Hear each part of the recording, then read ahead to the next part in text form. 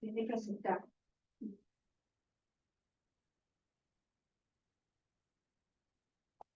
Ahora sí, buenos días. Señor les bendiga ricamente. Una vez más quisiera, para los que no nos vimos el viernes, transmitir los saludos de la iglesia allí en la calle Bruselas, no en el país, en la calle Bruselas, Montevideo, Uruguay. Y bueno, también he tenido varios contactos con nuestro hermano Pastor Troisi y siempre me reitera los saludos. Así que vamos a cumplir con esa petición y transmitimos los saludos de nuestro hermano Pablo Troisi. Vamos a orar o les invitamos a orar antes de dar lectura a la palabra del Señor. Vamos a tener una breve oración. Nuestro Dios y Padre Celestial, te honramos, Señor. Te honramos por tu amor, que lo has mostrado dando la vida de tu unigénito Hijo. No somos dignos de ti, Señor, somos salvos por gracia, pero nos gozamos que un día hayas tratado con nuestro corazón y obrado para creer y recibir al Señor Jesús como nuestro gran Dios y Salvador.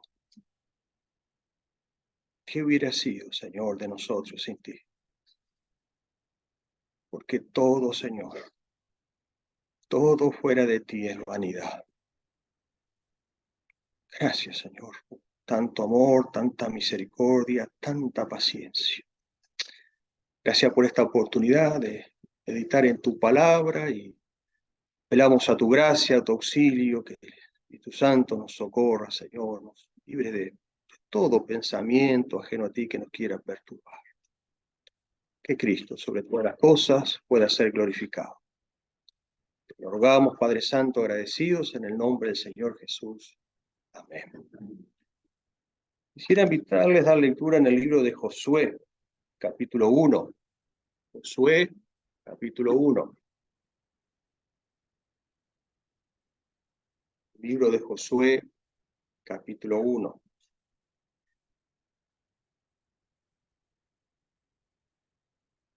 Vamos a encontrar algunas palabras, quizás las hemos escuchado muchas veces, las hemos considerado y hemos tratado de vivirla en la gracia del Señor. Vamos a leer versículos 6 y 7. Dice así la palabra del Señor: esfuérzate y sé valiente, porque tú repartirás a este pueblo por heredad la tierra de la cual juré a sus padres que la daría a ellos. Solamente te esfuerces y seas muy valiente para cuidar de hacer conforme a toda la ley que mi siervo Moisés te mandó. No te apartes de ella ni a diestra ni a siniestra, para que seas prosperado en todas las cosas que emprendieres. Hasta aquí la lectura. Bueno, yo creo que quizás, si no todos, quizás la mayoría conocen el significado de Josué. Josué significa Jehová es salvación. Anteriormente él solo se llamaba Oseas, pero le cambian el nombre por Josué. Entonces su nombre es añadido un prefijo que es el diminutivo del nombre sagrado de nuestro Señor, por eso significa su nombre Jehová es salvación. Él pertenecía a la tribu de Efraín, nació durante la esclavitud en Egipto, y salió de allí cuando se realizó el éxodo. Y Dios en su soberanía, Dios en su gracia lo escogió, Dios en su gracia lo preparó para que fuera el sucesor de Moisés y cumpliera ese propósito de ingresar a este pueblo a la tierra prometida. Si ustedes me permiten, yo creo que hay un versículo como que resume todo el contenido de este libro. obviamente que no vamos a hacer un estudio exhaustivo, ¿no? Pero el capítulo 11, versículo 23, nos da una idea general, y repito, un resumen de este libro. Capítulo 11, versículo 23. Dice, tomó pues Josué toda la tierra. Aquí tenemos la conquista. ¿Estamos bien? Podemos decir punto número 1. Conforme a todo lo que Jehová había prometido a Moisés. Aquí tenemos el cumplimiento de la promesa de Dios. Y entrególa Josué a los israelitas por herencia conforme a su repartimiento de sus tribus. Aquí tenemos la distribución de la tierra conquistada, punto 3. Y después dice, la tierra reposó de guerra, ¿no? Ese reposo de la guerra. Bueno, yo creo que acá si quisiéramos hacer un devocional, un estudio personal, tenemos 4 puntitos generales bosquejados por la propia escritura, ¿sí? Que nos pueden ser de guía. Como propósito general del por qué se escribió este libro, podemos decir, contar a las generaciones futuras que el Señor introdujo a su pueblo a la tierra prometida. Esto después, si quieren, lo pueden leer en el capítulo 4. Otro propósito general por el cual este libro se escribió es hablar de la fidelidad de Dios. Porque ustedes recuerdan que Dios prometió a Abraham, por ejemplo, Génesis 13, 14 y 15. Es fácil porque está consecutivo. Génesis 13, 14 y 15. Dios le prometió que le iba a dar tierra. Y en el capítulo 21, después que la conquista y ellos ingresan, Dios es honrado diciendo, permítame parafrasear el texto sagrado, cumplí. Cumplí la palabra que di a vuestros padres. Aquí están. Entonces, podemos decir como propósitos generales que este libro fue escrito con esos objetivos, ¿no? Contar, que las generaciones futuras supieran que Dios fue el que los ingresó a la tierra prometida. Y honrar a Dios porque Dios es fiel. Que hay alguien que cumple, es fiel. Nosotros fallamos, pero Dios no falla. Y eso es un gran aliento, un gran incentivo a nuestros corazones. Saber que hay alguien que es, poco decíamos el viernes, ¿no? Creo, es el mismo de ayer, hoy, por los siglos. Y hay otro profeta que dice, yo Jehová, no me mudo, no cambia. Qué maravilla, eso nos alienta el corazón, nos incentiva. Ahora brevemente vamos a considerar algunas cositas, les invito a considerarlas. No sé si donde quedaron para ir al capítulo 1, donde tomamos nuestro texto base.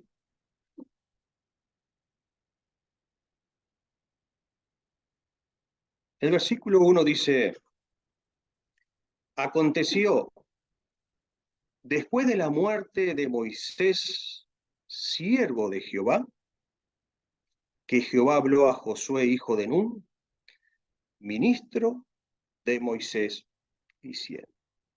Hay algo aquí muy interesante, yo lo voy a enunciar, pero sería lindo poder estudiarlo quizás en algún otro momento. Fíjense la diferencia que hace, dice Moisés, siervo de Jehová, pero en la relación Josué-Moisés, ¿cómo dice? Ministro. Ya en español lo podemos apreciar la diferencia. En hebreo, aquí siervo es eved, significa esclavo. Moisés era esclavo del Señor. Pero esclavo, aún en esta dispensación, ¿cómo sería? ¿Esclavo por imposición o esclavo por amor? Por amor. Una gran diferencia. Y interesante, repito, solo lo estoy enunciando, cuando se habla en relación al prójimo, dice que Josué era ministro de Moisés. Ahí la palabra es sharat y significa un servidor. Porque somos, o deberíamos ser, con la ayuda del Señor, esclavos de nuestro Dios por amor, pero después entre nosotros, ¿para qué estamos? Para servirnos. No somos esclavos de los hombres. Son o deberíamos ser, que el Señor por lo menos en mi duro corazón pueda hacer esa obra, que aunque sea me pueda llamar un día, siervo inútil sos. O fuiste, ¿no? Pero esto es muy interesante, se puede hacer un estudio un día, ¿verdad, hermano? Con este tema. El tema es que, bueno, nos dice aquí, nos habla de la muerte de Moisés, y la obra debe continuar. Se cumplió el luto correspondiente, como en el último capítulo lo vemos encima de este título, que no es inspirado. En el versículo 8 dice, y lloraron los hijos de Israel a Moisés en los campos de Moab 30 días. Y así se cumplieron los días del lloro de luto de Moisés. Dios respetó ese tema que es de orden. El duelo, podemos decir, que es lícito. Yo me encuentro en las escrituras, por ejemplo, porque a veces parece que hay quienes consideran que el llorar es debilidad. Yo me encuentro con que Abraham lloró a Sara, Isaac lloró a Rebeca, David lloró a su amigo Jonatán. Bueno, tenemos sentimientos y los expresamos. No vivimos por sentimientos, no es nuestro fundamento de nuestro día de vivir, sino que es la fe. Pero los sentimientos están para eso, Dios los creó para expresar. Y Dios respetó ese tiempo con aquel que les condujo durante mucho tiempo, pero el Señor dice, bueno, pero mi obra tiene que continuar. Ya les di este tiempo. Mi obra no puede parar por nadie. Hay que seguir. Hay que seguir. Entonces, le da instrucciones el Señor a Josué y dice en el versículo 2, mi siervo Moisés es muerto, levántate, pues ahora, y pasa este Jordán tú y todo este pueblo a la tierra que yo les doy a los hijos de Israel. Era responsabilidad de Josué levantarse. No era fácil esta tarea, amigos. No era fácil, como no es ninguna tarea fácil en la obra del Señor. No es fácil. Pero fíjese cómo el Señor lo alienta, lo apoya. Por ejemplo, nosotros tenemos en el versículo 5 que dice, nadie te podrá hacer frente en todos los días de tu vida. Como yo fui con Moisés, seré contigo. No te dejaré ni te desampararé. Otra acepción que tiene este término hebreo es abandonar. Dios dice, no te voy a abandonar. Y nosotros los creyentes creemos lo que Dios dice, ¿verdad? Que Dios no nos abandona. A veces aún manifestando nuestra miseria que tenemos, consecuencia del pecado, las personas nos abandonan, pero Cristo no abandona. Cristo no abandona, Dios no abandona. Y dice aquí, a este siervo que escogió Dios, yo no te voy a abandonar, yo no te voy a dejar. Yo quiero cumplir mi propósito, tengo un plan y te quiero involucrar, quiero que seas parte de él. Qué aliento, ¿no? Que Dios te diga esto. Y sigue el aliento, y dice, esfuérzate y sé valiente. Esto lo encontramos en el versículo 6, lo encontramos en el 7, lo encontramos en el 9, de parte de Dios. Y el último versículo de este capítulo 18, de parte del pueblo. Interesante, que le entienda. En el versículo 6, esfuérzate y sé valiente. Interesante que tienen sus asesiones. A mí me gusta mucho buscar las asesiones. Esfuérzate es como decir también fortalecer, fortalécete, porque era un emprendimiento muy importante, hermanos. Y a veces es una realidad que por ser cristianos no somos inmunes a ello, que a veces nos quedamos sin fuerza en la vida, ¿verdad? Entonces, previendo esto, lo anima a que se esfuerce o que se fortalezca. Porque nuestra fortaleza, ¿en quién está? En el Señor. Y este valiente, permítame compartir una sesión que a mí me gustó mucho y me ayudó a entender, sobre todo por el versículo 7. La palabra es amatz, y tiene la asesión de consolidar. Interesante.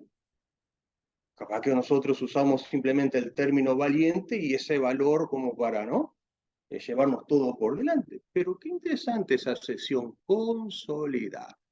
En este caso, en este versículo 6, bueno, el esfuerzo, el ser valiente, el consolidarse para conquistar la tierra y repartir. ¿Estamos de acuerdo? Lo dice el versículo 6. Y fíjense qué interesante en el versículo 7.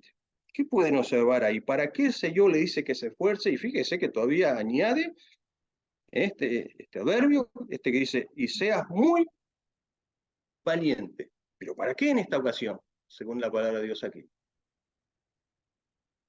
Sí, está aquí escrito, ¿no? Anímense.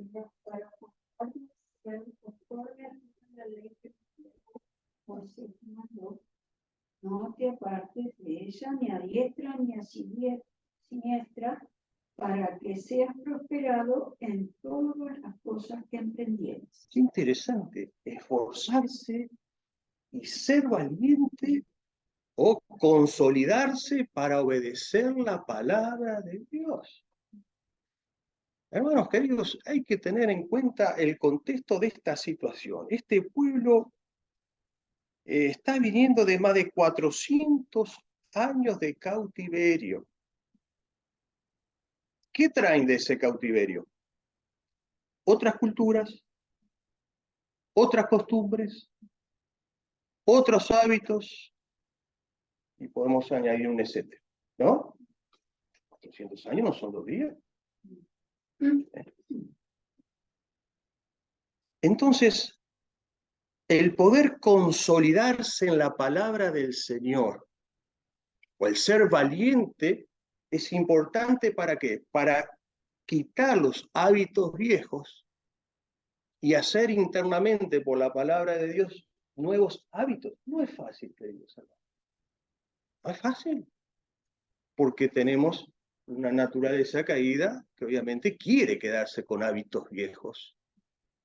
Y se precisa valor, se precisa consolidarse en la palabra de Dios. Es muy, pero muy importante. Por eso encontramos esta expresión, esfuérzate y sé valiente en obedecer. Esta obra en un corazón, en una vida, no es de un día para el otro. Esto es un proceso, nos va a insumir toda la vida. Lo importante es que se pueda perseverar en los caminos del Señor, en la obediencia, en la fe, para permitirle al Señor que haga esa obra, porque era obra del Señor. Que dice que en el Nuevo Testamento, que uno planta, otro riega, pero el crecimiento, ¿quién lo da? Dios. O sea que yo no crezco en mi vida cristiana, ¿por qué no le estoy dando lugar a Dios? Que obre en mí para que yo crecer. Es tan sencillo como eso. Qué interesante. Quizás si me permiten hacer como un pequeño paréntesis, la obediencia en el creyente, sea en la dispensación que sea, no implica perfección. Esto lo quiero mencionar porque a veces en conversaciones con creyentes, bueno, parece que entendemos diferente la escritura. Entonces parece como que acá los creyentes podemos ser perfectos. No es así. Pero a pesar de nuestra imperfección, sí podemos ser fieles. Eso es otra cosa. Eso se puede alcanzar. Me remito a ejemplos bíblicos. Josué es uno. Fíjese que Dios lo escogió, todo lo que acabamos de leer y todo lo que el tiempo no nos permite hacerlo. Ellos conquistan una primera ciudad. ¿Alguien se acuerda cuál fue? Tú no puedes hablar. Permítame, hermano. Quiero que otros hablen, compartan. Jericó. Pero allí consultaron al Señor. Allí consultaron al Señor. Pero la otra ciudad no la lograron conquistar en la primera instancia porque no consultaron al Señor. Entonces vemos que Josué se equivocó también. Se equivocó, entonces, ¿perfecto? Y si me permiten, si hoy hice un paréntesis algo corcheta, no sé si dice acá, ¿sí? Cuando se usa en el Nuevo Testamento esa palabra en relación a nosotros, perfecto, en nuestra versión antigua significa madurez, no perfección absoluta. Es interesante considerar ese otro aspecto. ¿Sí? Bueno, vemos que Josué se equivoca. Moisés, a quien sucede, Josué también se equivoca. ¿Se acuerdan lo que hizo cuando Dios le dio instrucciones? Que él le hablara a la roca ¿Y se acuerdan qué hizo? ¿No? Y golpeó. No duda que Dios le perdonó, como siempre nos enseña la Escritura, previo arrepentimiento, pero pagó el precio de ese error. Pagó el precio de ese error, pagó las consecuencias. Él no pudo ingresar a este pueblo, a la tierra prometida, y vio la misma desde el Monte Nebo. Tuvimos la oportunidad de hacerlo con mi esposa, es una vista preciosa. No sabemos en qué lugar estuvo Moisés, pero lo vimos desde el Monte Nebo. Se ve preciosa. Entonces, bueno, se consoló en eso. Pero Dios da testimonio a pesar del desacierto de Moisés. En Éxodo y en el Nuevo Testamento, Éxodo 40, el último capítulo. Y en Hebreos capítulo 3, los primeros versículos, que dice que Moisés hizo todo conforme a la voluntad de Dios. Y en hebreo me encanta, dice, porque fue fiel siervo. Y lo dice Dios, hermano. No dice que fue un siervo perfecto, pero fue fiel a los propósitos de Dios. Eso es lo que importa. Perfecto solo nuestro amado Señor y Salvador Jesucristo. Y así podríamos citar otros ejemplos bíblicos, ¿verdad? Tenemos, por ejemplo, David. Vaya que se equivocó. Pero David, dice Dios en el Nuevo Testamento, y lo honra diciendo que tenía un corazón conforme al de Dios. Porque David se equivocó, pero cada vez que se equivocaba, Dios le hablaba a través del profeta Natán. ¿Y qué hacía? ¿Actuaba como Saúl? Se arrepentía, confesaba y cambiaba. Cuando nos equivocamos, qué importante es arrepentirnos, confesar y apartarnos. Si seguimos, bueno, terminaremos como Saúl. Si nos arrepentimos, la gracia es suficiente para restaurar y olvidando lo que queda atrás y extendamos hacia adelante. Porque eso hace la gracia de Dios, ¿verdad? Bien. También podemos ver en el versículo 9, que es otro versículo que encontramos, esforzarse y ser valiente, dice, no temas ni desmayes. Uf, ¿qué dos temas? El temor y el desaliento. Capaz que nunca a ustedes le afectó ninguno de los dos.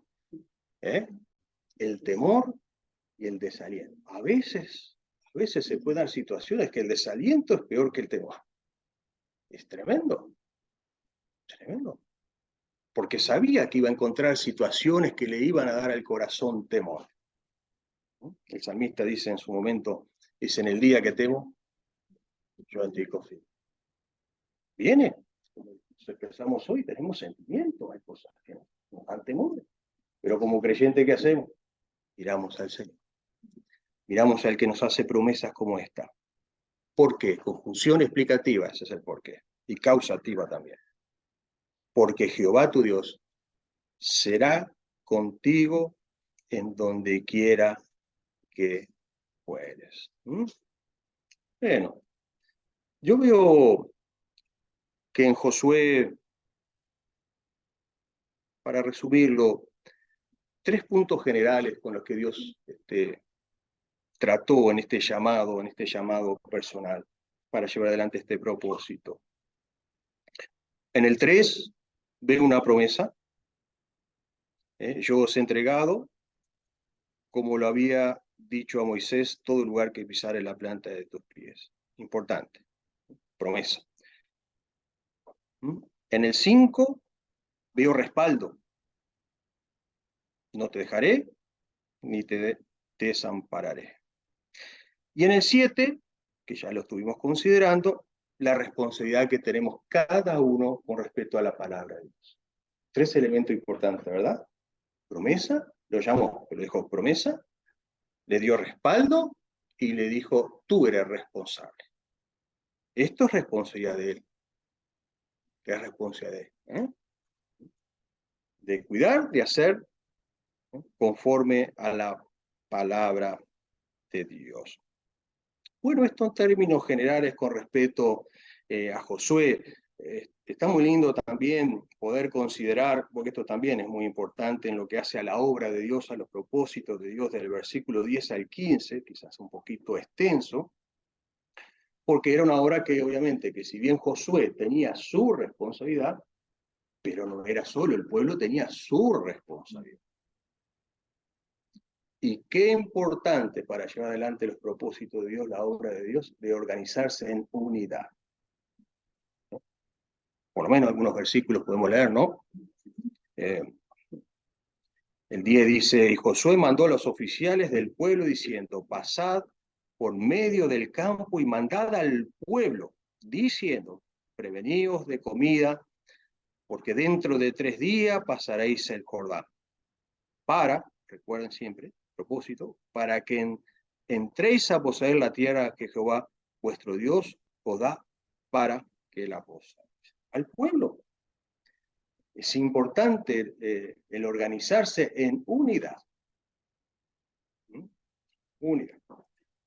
Vida cristiana a veces, hoy como testimonio, lo que he observado, de lo que uno ha conocido, las vidas eclesiales, locales, a veces se asignan responsabilidades a 1, 2 o 3, y son esos 2 o 3 que llevan la obra sobre el hombro. Eso no debería ser así. Estamos fallando en algo, ¿no? Estamos equivocando en algo. Importante de organizarse en unidad para que los propósitos de Dios se cumplan y el Señor pueda ser glorificado y la iglesia edificada, ¿verdad? Ahora bien, esto fue todo, es una narrativa histórica que quedó para nuestro conocimiento de los tratos de Dios con Israel. ¿Hay algo aquí para nosotros? Yo creo que sí. ¿Se acuerdan ese principio bíblico en Romanos? Dice que las cosas que antes fueron escritas, ¿cómo sigue? Para nuestra enseñanza fueron escritas.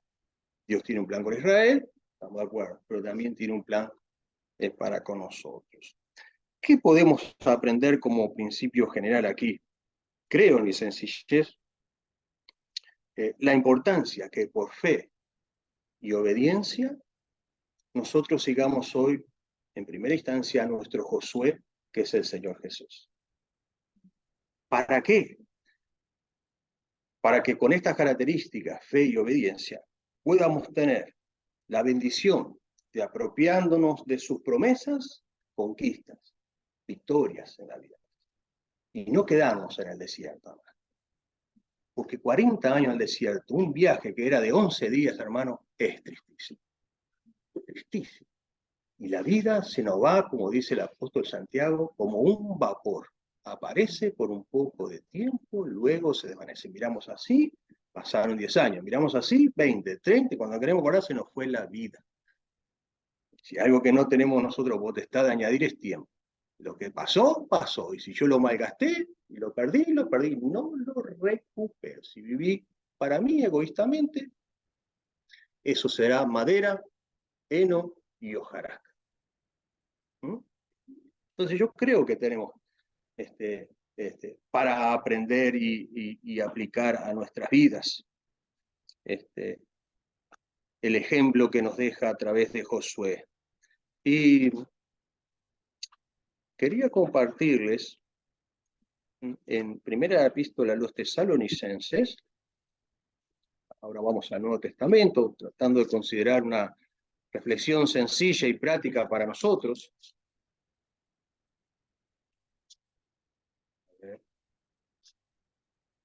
Sí.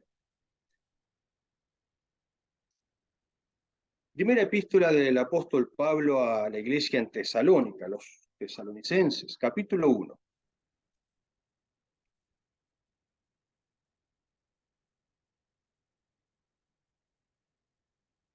Aquí, página 229. ¿Leemos el versículo 9? ¿Qué les parece? Porque ellos cuentan de nosotros cuál entrada tuvimos a vosotros, y esta la parte, ¿no? Y cómo os convertisteis de los ídolos a Dios. ¿Para qué nos convertimos, hermano? ¿Para qué? ¿Para vivir para nosotros? ¿Para qué? Para servir. ¿A quién? Al Dios vivo y verdadero. Y después, bueno, la otra que es un gran aliento a nuestros corazones y esperar a su Hijo de los cielos. ¿Os convertisteis? La palabra griega ahí es epístrofe, significa volverse a. En este caso, estaban hacia los ídolos y se convierten y se vuelven a Dios. Y como hubo una conversión genuina, cambian los propósitos en un corazón, cambian los fines en un corazón, cambian las metas en un corazón. Y en este caso, dice, ¿para qué? Para servir. ¿Servir? A veces, claro, nosotros tenemos nuestro modelo por excelencia, que es nuestro Señor Jesús, ¿no? Y es tremendo, porque siendo el Señor se hizo siervo, ¿no? ¿Se acuerdan allí en Filipenses capítulo 3? Y la palabra ahí, yo creo capaz que Henry la habrá compartido muchas veces con ustedes, ¿eh? Esa palabra siervo, tú no puedes hablar, hermana. ¿Se acuerdan cuál es? Filipenses 3, tomando forma de siervo. Muy conocida. Dulos, que significa siervo sin derecho. Es tremendo, hermano. Se impacta el corazón. Siendo el Señor el creador y se hace siervo sin derecho. El problema de la iglesia en la Odisea, en el Apocalipsis, es que reclamaban todo lo derecho. Tengo derecho a esto, tengo derecho a esto. Y bueno, eso evidencia la falta de cruz. Porque la cruz nos anula. La cruz dice, no ya yo. Porque con Cristo estoy juntamente crucificado.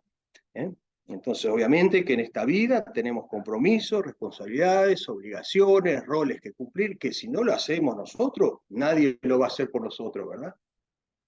Pero esto lo puso Dios para cada uno de sus hijos. Si nosotros tomamos, es fácil acordarse porque los libros que hablan del Nuevo Testamento de los dones son Romanos 12, 1 Corintios 12, Efesios 4 y 1 de Pedro capítulo 4. 2:2 y 2:4. Y usted los junta todos y va a ver cómo así se nos enseña que el Señor repartió a cada uno. Si nacimos de nuevo realmente, a cada uno repartió por lo menos un don. ¿Y eso para qué te dio ese don, esa capacidad? Para esto. Para esto. Aquí está, no como sustantivo, está como verbo, servir. Está en un tiempo presente. Servir al Dios vivo y verdadero. Nombre de Dios, como fue el apóstol Pablo en Romanos 1, a título de ejemplo, dice, Pablo, ¿cómo se presenta? Siervo de Jesucristo. Duros. Como Moisés, Ebed, en hebreo, siervo de Jehová. Qué maravilla, queridos hermanos, que Dios pueda hacer esa obra en esta bestia que hablo de mí, de este duro corazón, egoísta, soberbio, que pueda hacer esa obra que pueda ser un siervo de Dios, una sierva de Dios.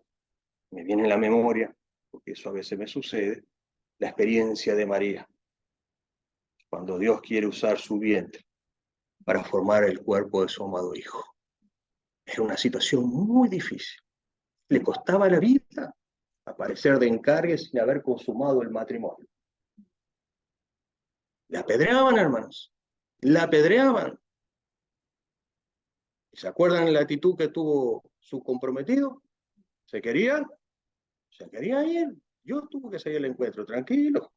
Tranquilo, que ahí es mi mano la que está ahí. ¿No? Y lo que van a hacer, lo santo que nacerá, será llamado Hijo de Dios. Lo santo, por eso está en artículo neutro, el cuerpo santo que el Espíritu Santo formó. Me imagino los comentarios del barrio, una mujer no casada, aparezca de encargue, y las consecuencias bajo la dispensación de la ley. ¿Y qué dijo María a todo eso? He aquí, tu sierva, hágase tu voluntad. Yo creo, hermano, quizás hablo de mí porque debo ser el que más trabajo le doy al Señor, que hay unas palabritas en la Biblia que a mí me cuesta mucho. Heme aquí, Señor. Está en el Antiguo y en el Nuevo Testamento. Heme aquí, Señor. Hágase tu voluntad. Qué lindo, hermano, pues somos creyentes. Creo que cada uno está aquí y hemos nacido nuevo. Poder caminar con Dios. Tener compañerismo con Dios. Que se cumplan los propósitos del Señor. Porque no solo nos capacitó, Dios trazó un plan para tu vida. Mírense los fundamentos de la luz de la Escritura, porque si lo digo yo, se me puede reír la cara, que cuántos se me han reído, y bueno, ¿qué va a hacer? Pero el tema es que lo dice Dios. Efesios capítulo 2.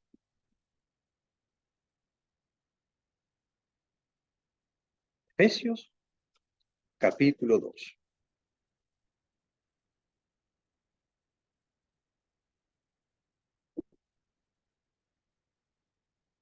Versículo 10, ¿lo tiene? Aquí es la página número 217.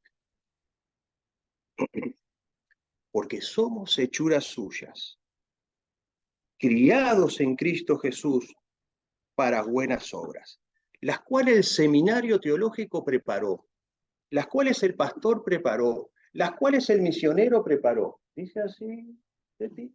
¿Cómo dice Leti? No, Dios. Fíjese qué grande y qué es único, es único. No solo me amó de tal manera, así como dice que vino a buscar y salvar lo que se había perdido, no solo pensó en mí para salvarme desde antes la fundación del mundo. Como dice Pedro, el Cordero inmolado de antes la fundación. Como decía nuestro querido hermano Armando, antes que el Señor dijera sea la luz, dijo sea la cruz, ¿no? Y acá vemos que Dios preparó para nosotros obras. No solo pensó en salvarnos, y me quedo acá en la vida salvado. Qué lindo, estoy salvo, me voy al cielo. Qué lindo, parece muy subjetivo, muy romántico, dijera nuestro hermano Pastor Troche. Muy romántico, qué lindo, me voy al cielo. Y después que vivo egoístamente para mí. Eso no es lo que mi Señor Jesús me enseña. Se hizo siervo. No sé si acá se usa, así que discúlpenme si me expreso incorrectamente. Ya en Uruguay, años un niño, todavía se usaba. Ahora se hizo a un lado. Se usaba la expresión señorito. No sé si acá. ¿Quién era el señorito de la casa? Un lugar donde gente adinerada, donde todo le servían, la servidumbre y todo se le daba la mano. A veces nosotros somos tentados a ser señorito. Queremos disfrutar, como decía mi esposa, disfrutar la vida, queremos que todo se nos dé. Y no queremos sacrificar nuestro tiempo, nuestra vida, nuestro servicio, para darnos a los demás. No, el Señor siendo el Señor se hizo siervo. Y yo, debiendo ser siervo, a veces hablo de mí, quiero ser señorito. No es así, Señor. No es así. No es así, querido. Yo no quiero ser salvo como por fuego, como dice 1 Corintios 3. Tristísimo haber llegado, gracias a Dios nos salvamos, si somos algo así, ¿no? Por lo menos. Pero vivir una vida acá, todo madera, y hojarasca, es triste, hermano. No nos salvó para eso. Hay otros que nos necesitan. Hay hospitales, sanatorios, hogares de ancianos. Hoy se menosprecia al adulto mayor. No sé acá, pero en Uruguay ha proliferado el hogar de ancianos tremendamente. Hogares de ancianos para visitar, para atender.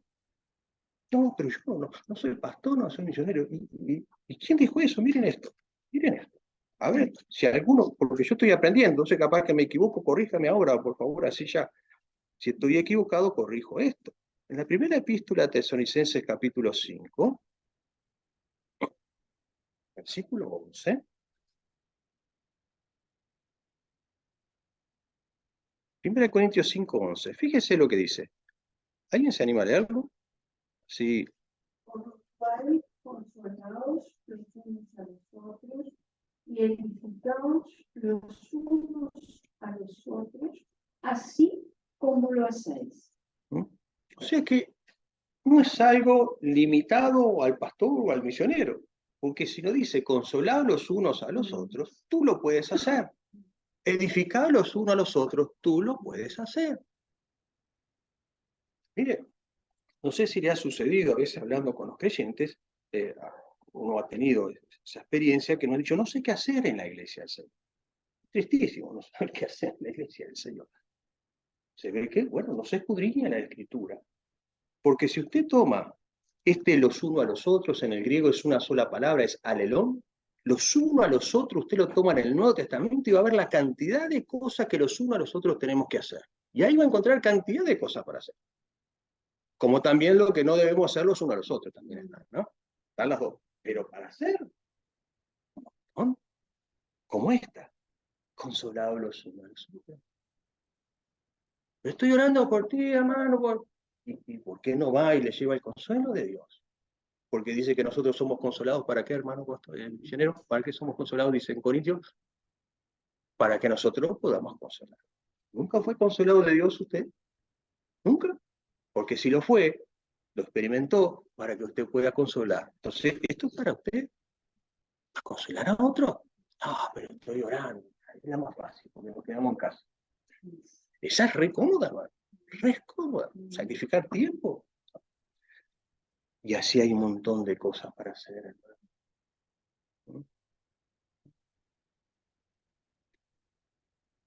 Quisiera finalizar con un texto. No sé no estoy controlando ni tiempo, no sé ni cómo estamos de tiempo, no sé cómo es aquí la costumbre, pero en la segunda epístola de Pablo a Timoteo, capítulo 2.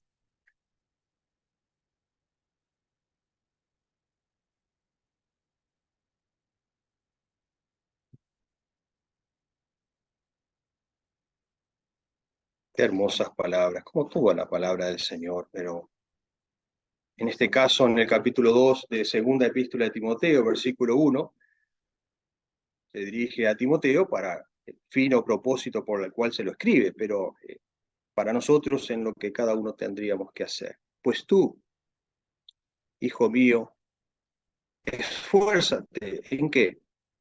En la gracia. ¿Qué es en quién? En Cristo. Esto significa hazte fuerte, otra acepción que tiene.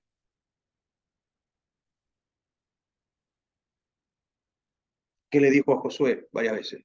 Fuérzate y sé valiente para llevar adelante el propósito de Dios. Yo tengo el mío, soy lo fiel que el Señor se merece, pero por gracia de Dios he llegado hasta aquí, porque siempre uno se encuentra, permítame la expresión, en números rojos con el Señor, porque el Señor se merece todo, hermano. Todo, todo se merece. No entiendo a veces la forma de pensar de los corazones. Eso que decía Marina, yo lo escuché personalmente, una persona creyente, ¿no? Dijo, hay que vivir la vida. Yo lo escuché personalmente, no sé si ella lo escuchó en algún otro lugar, pero yo lo escuché personalmente a una persona creyente expresarse así. ¿Y qué es la vida, hermano? A la luz de la palabra de Dios, no a la luz de la filosofía y de los pensares del mundo o de lo que piensan los creyentes, no. A la luz de la palabra. Jesús dice, yo soy la vida. Y el hermano, bueno, también haciendo creo un poco eco de lo que compartió Mariela, dijo, en la experiencia del apóstol Pablo, para mí el vivir es Cristo.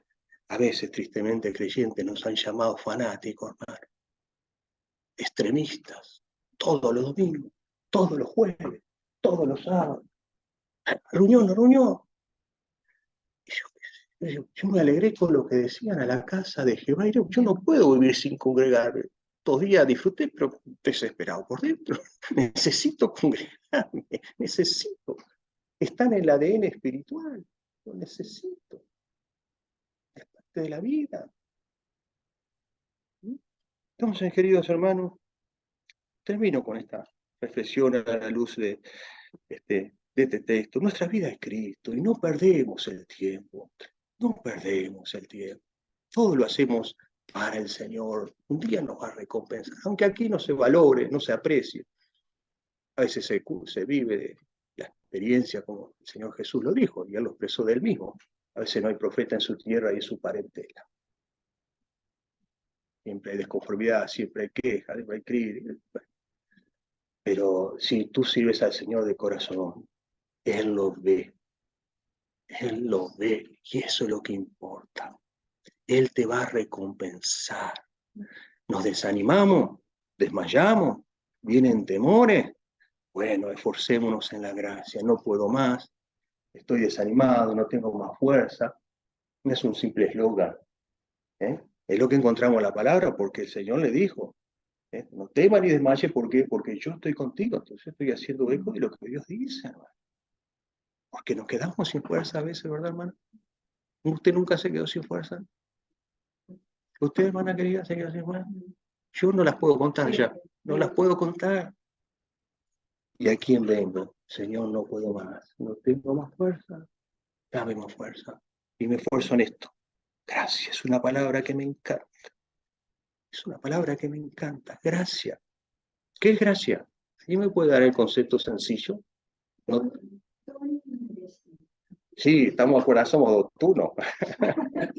Favor inmerecido. Favor inmerecido de Dios.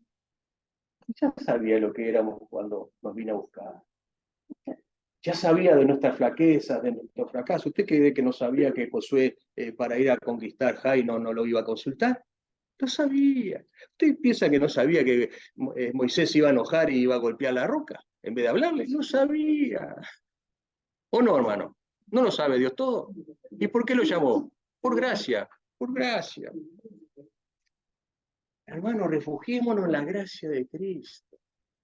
Y no siendo mejor que nadie, somos pequeña manada aquí y allá, pero hemos recibido, hermano, un legado fiel, que para mí es el gozo y amo lo que he recibido. Por eso sigo. ¿Mm? ¿Qué población hay aquí en España? ¿Me puede decir? Bueno, allá más o menos en Uruguay 3,5 millones. ¿Sabes cuántas iglesias hay más allá en Uruguay? Me imagino lo que debe ser acá con 47. ¿Y por qué estamos acá, hermano? ¿Por qué seguimos acá? Porque hemos recibido un legado fiel del cual también somos responsables y ser valientes para mantenerlo, ser valientes y consolidados para alzar la bandera por la verdad, para retener, como le dicen el Señor mismo, dice, retén lo que tienes y ninguno tome tu corona. Así que no desmayes, no desmayemos, perdón. Sigamos adelante con lo que hemos recibido y amamos, eso es importante. Amamos y tenemos convicción de lo que hemos creído y de lo que hemos recibido. Y hablaba con el hermano allí, disculpa hermano, tu nombre, David, David, de los tiempos peligrosos, sin lugar a dudas, que estamos en tiempos muy difíciles, pero creo que el consejo que Pablo le dio a Timoteo vale para nosotros, cuando dice, ten cuidado de ti mismo, ¿y qué más?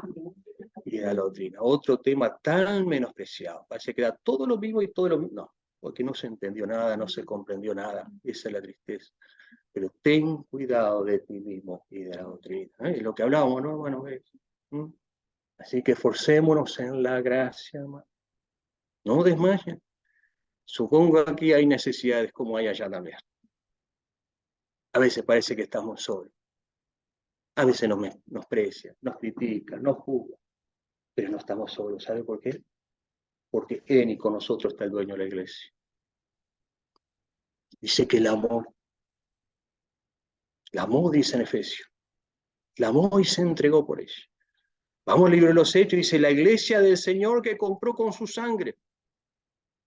La iglesia que dice, yo edificaré. ¿Quién me ha interesado aquel que la ama?